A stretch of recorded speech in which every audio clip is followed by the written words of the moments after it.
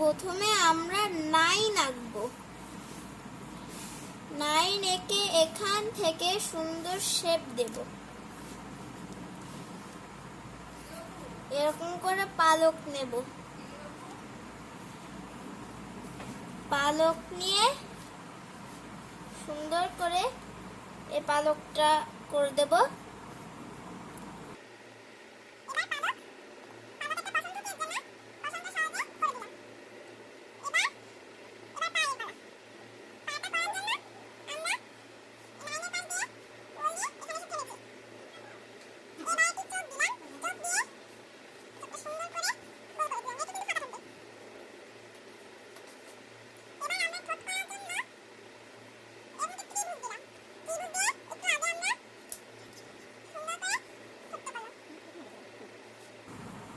এবার এখান থেকে একটি জলের ঢেউ দিয়ে দিলাম। এটা জলে বসে